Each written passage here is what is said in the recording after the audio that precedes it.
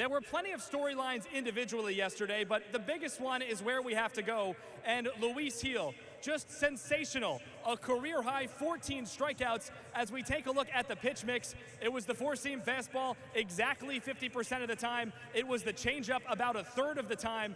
And that combination was ultra productive for Luis Gil and the New York Yankees. Picture perfect Saturday afternoon in Princeton, New Jersey, as we welcome you to a highly anticipated men's college lacrosse matchup. Today from Sherrod Field, it's the 17th ranked Princeton Tigers hosting the 13th ranked Penn Quakers. Massive implications on the line, taking a look at the up-to-the-minute Ivy League standings. It can be a share of the Ivy League title with a win for Penn. Princeton looking to keep pace as they race for the top four headed to the Ivy League tournament. That's where both of these teams want to be. Penn is there, Princeton wants to be there, and we are here with you as well inside the broadcast booth. Dave Giancola, Drew Casey here with you, and Dave, it's pressure time. Time to go to work. It is. So that's a look at our keys to the game, our starting pitching matchup presented by Jersey Mike's. We've got so much more coming up. It's the Yankees, it's the Dodgers on a Saturday night in New York City. Sit back, relax, and enjoy the night, everybody.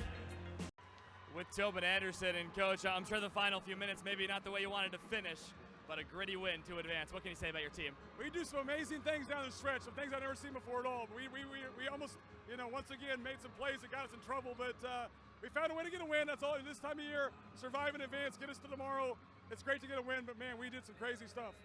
Everyone knows your story and your travel, especially last year, but yesterday you said, let's just get to breakfast tomorrow. We'll go from there. You've got breakfast tomorrow. There's that smile. What does tomorrow look like?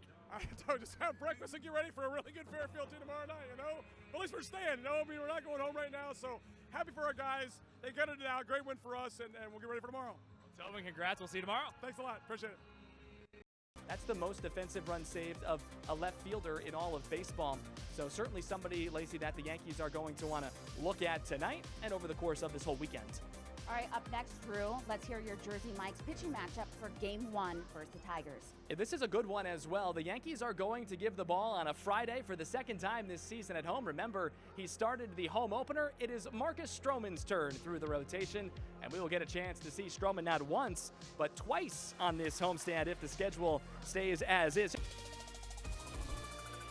The month of February has arrived across college basketball, and so have Ivy League back-to-backs as we begin the weekend here in Cambridge, Massachusetts with a beautiful look at the Boston skyline.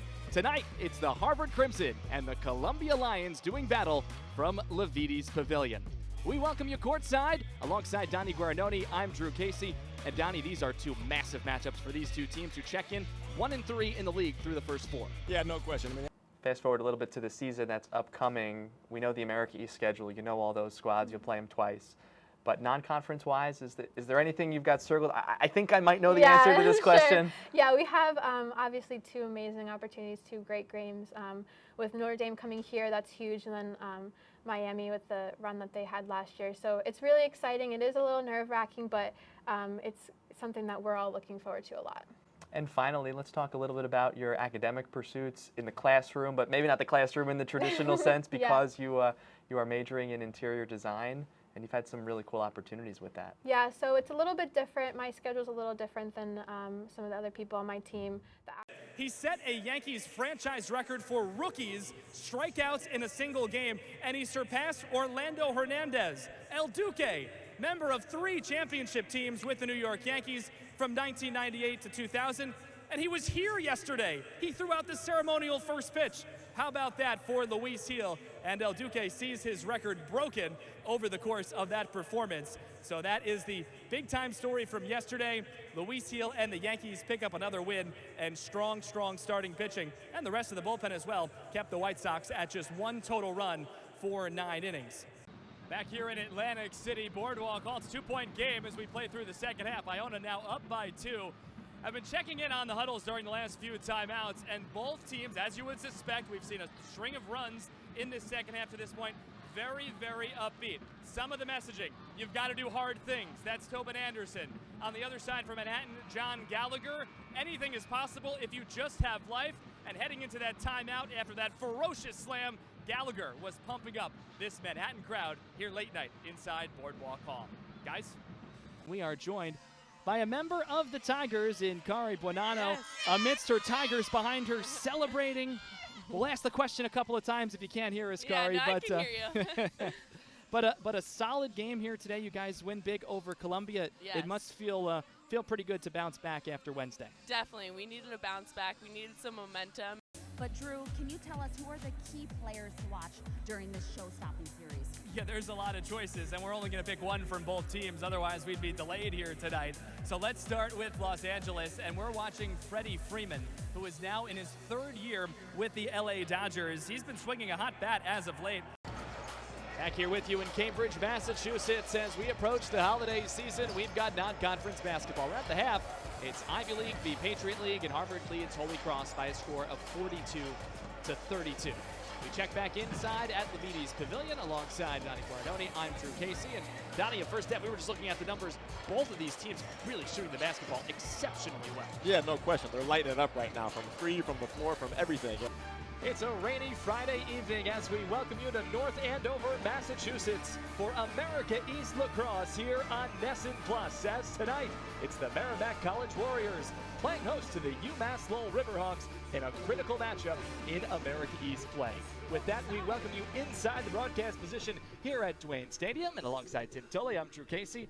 And Tim, it is the beginning to the middle part of April now. Postseason play doesn't come really until May, but these teams, to keep themselves in that conversation, really need a win here tonight. Yeah, both teams under 500 coming into the action today. That's something that can play a huge role.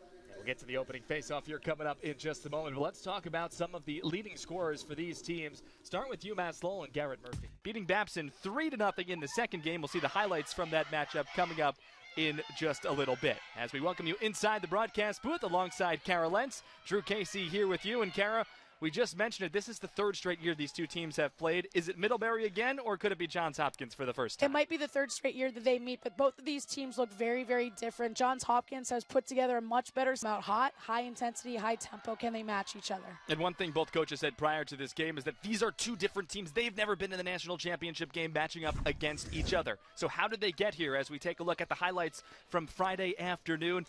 It hasn't been over the course of the last 5 days, but for a really good reason, because Alex Verdugo was on the paternity list for a few days, just welcomed his 3rd child into the world a few days ago. So all in all, it's been a great start to Alex Verdugo's tenure here in the Bronx.